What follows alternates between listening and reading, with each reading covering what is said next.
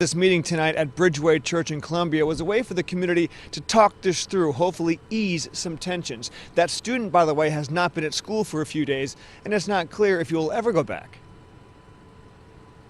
Christine Garrett moved to Howard County so her two kids could attend its public schools. But it just seemed to have a feel of inclusion. But when she saw the video of a white Mount Hebron high school student going on a racist rant, I'm very afraid for my children because I know what it's like. In the video 11 News watched, the student says, quote, "Black lives matter. Okay, I mean seriously, who the expletive cares about some black man who dies? Quote, they're an inferior race, okay?" And then the student holds up a $5 bill which has Abraham Lincoln on it. The student says, quote, "This guy is a traitor to the white race, all right?" End quote. Today, while class was in session, hundreds of students across Howard County staged a walkout at Mount Hebron High to show their disgust over those comments.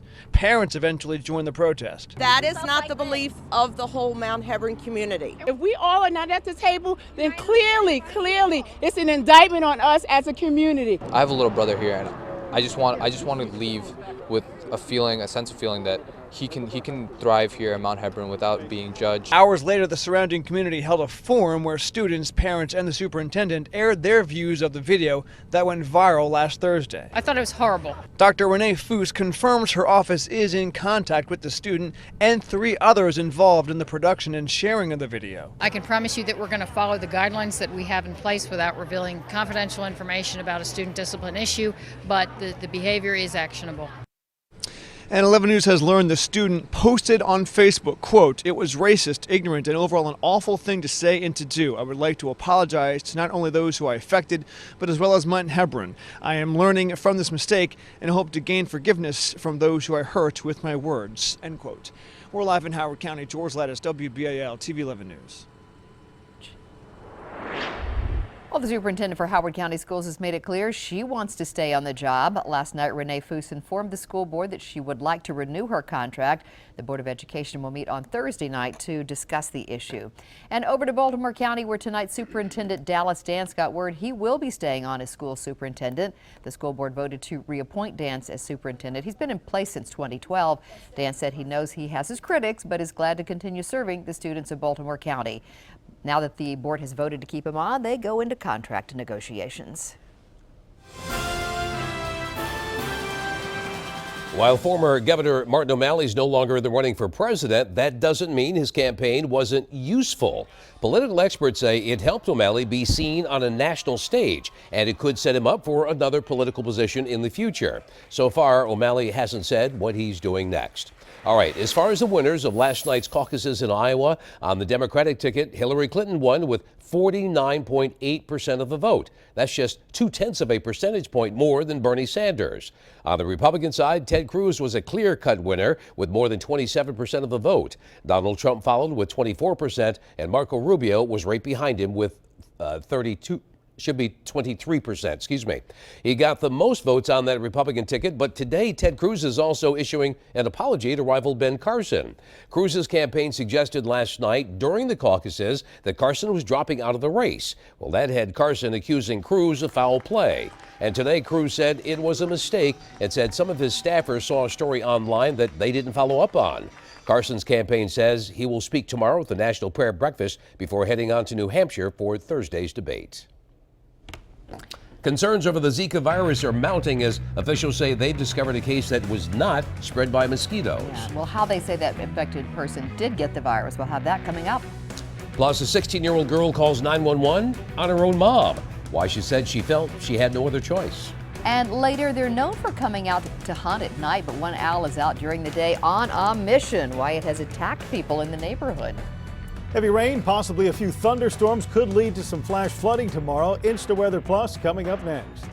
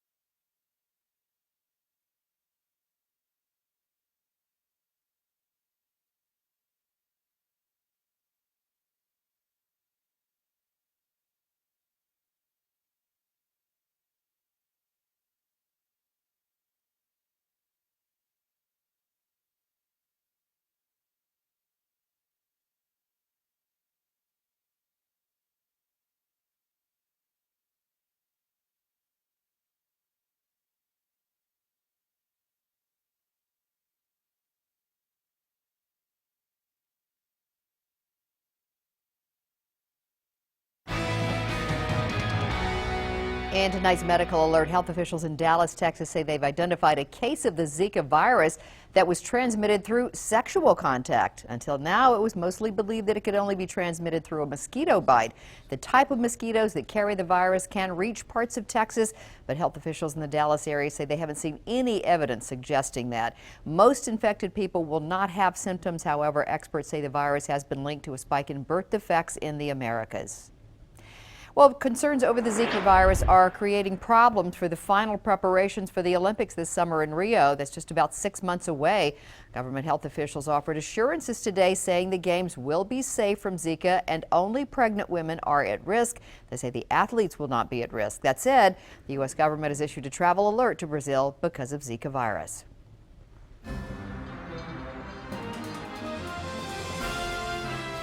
Covering the nation tonight, the U.S. Marine Corps says they found trace elements of DNA after the crash of 2 helicopters off the coast of Hawaii last month. They're not saying exactly what they found, but say it was found during search and rescue operations before they were called off on January 19th. 12 Marines were killed and 2 helicopters crashed during nighttime training exercises. Bill Cosby was back in the Pennsylvania courthouse today. His lawyers are trying to get Cosby's sexual assault charges dismissed, claiming the district attorney in charge 10 years ago promised not to prosecute Cosby if he testified in a civil case against him.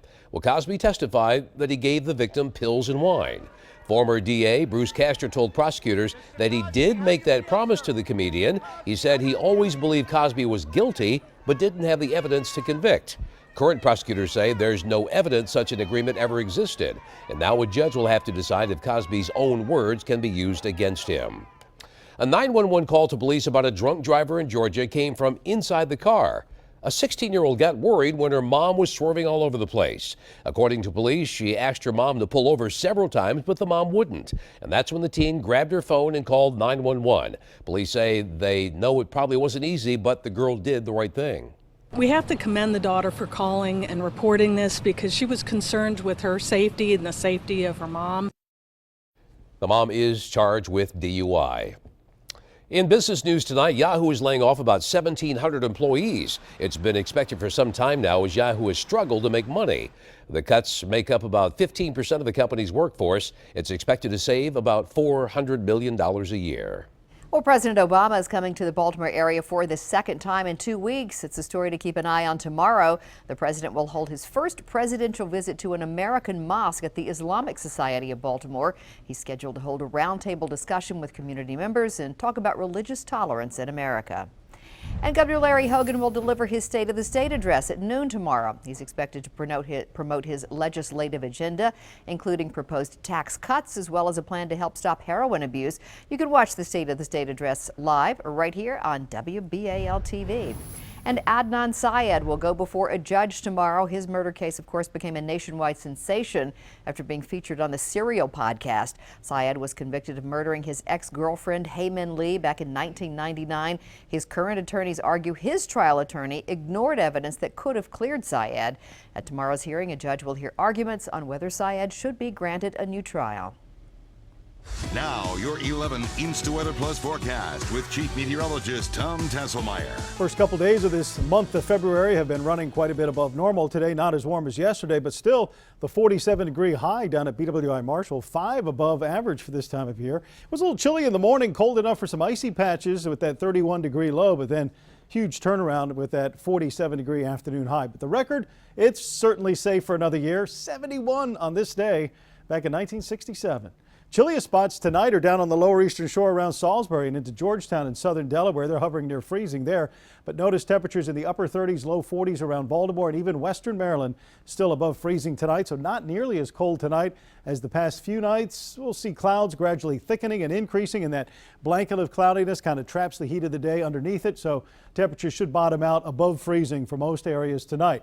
Tomorrow, emphasis on the melting snow and rain, and that's why there's a flood watch that extends across the northern tier of counties not only tomorrow but until Thursday afternoon.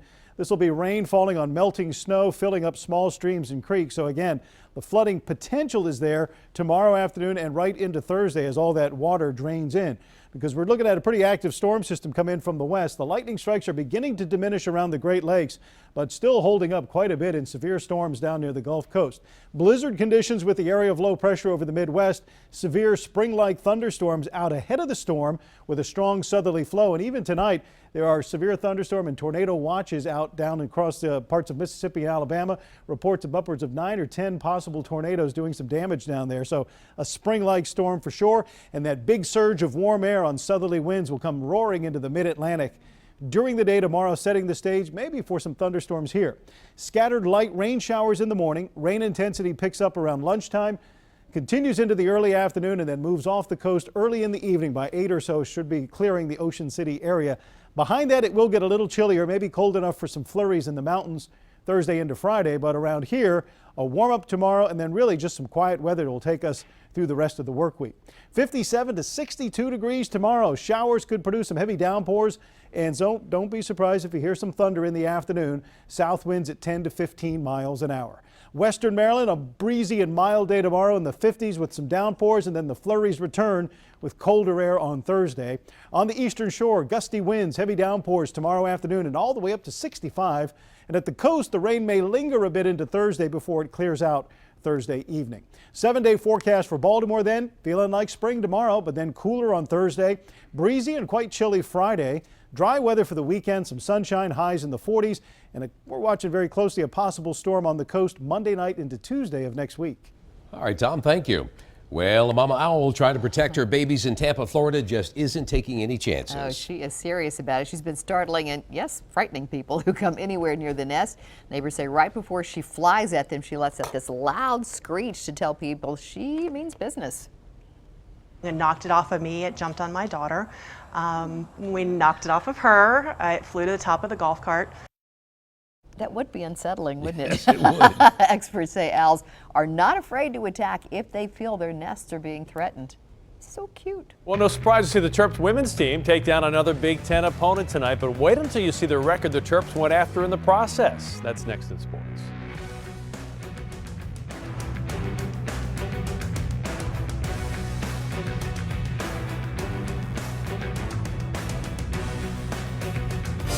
America with Mega Jackpots. It's Mega Millions. Hello, America. I'm John Crow. It's Tuesday, February 2nd, and tonight's Mega Millions jackpot is an estimated annuitized $63 million. To win that jackpot, you must match these 5 white balls plus that gold Mega Ball. Now, let's see if I can make you a millionaire tonight. Our first winning number tonight is 7. That's followed by 25. Up next, we have 70. That's followed by 51, and your final white ball for this Tuesday evening is 13. Now for the Mega Ball. Tonight's Mega Ball number is 9. Again, tonight's winning numbers are 7, 25, 70, 51, 13, and the gold Mega Ball is 9. Now, if no one matches all 6 numbers, Friday's jackpot could be $71 million. Good luck and play on, America.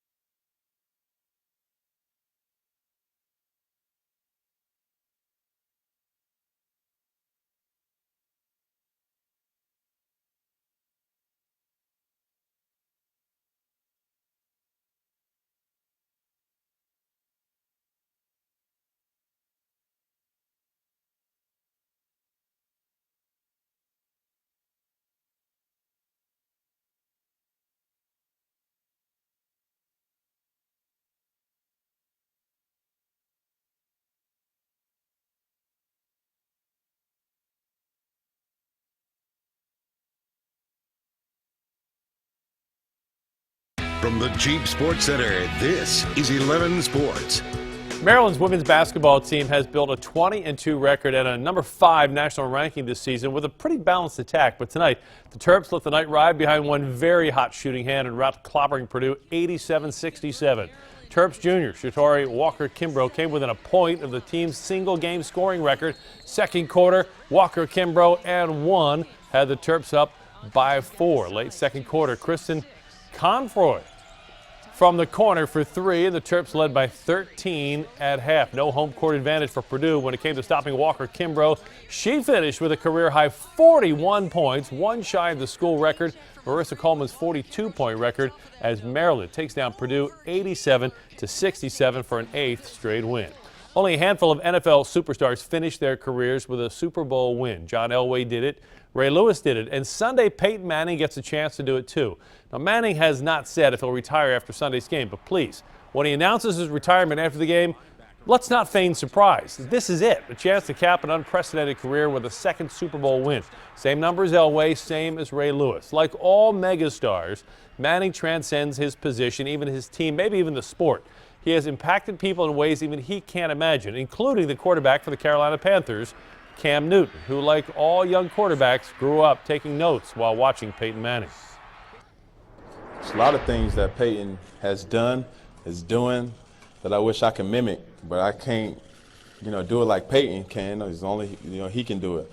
But I try to translate not only things I learned from him or have, saw him do, but, other quarterbacks in this league, and I try to apply it to my own. Protecting Cam Newton better than New England protected Tom Brady will have a huge impact on Carolina's chances of beating Denver on Sunday. That starts with Panthers left tackle Michael Orr. The former Ravens first-round draft pick has reinvigorated his career this year in Carolina. He credits Newton and offensive coordinator Mike Shula for turning his career around and turning him into the left tackle everyone expected him to be since the book and the movie about his life, The Blind Side, preceded his arrival in the NFL. I look at Cam, the way that, he drops back in the pocket and the fundamentals that he has. These guys around me has made my job, easier because they're playing great. And Coach Shula, the guy, the plays that he calls at the right time, he's probably taking, per game, probably 5 or 6 pressure plays off the offensive line by the plays that he called.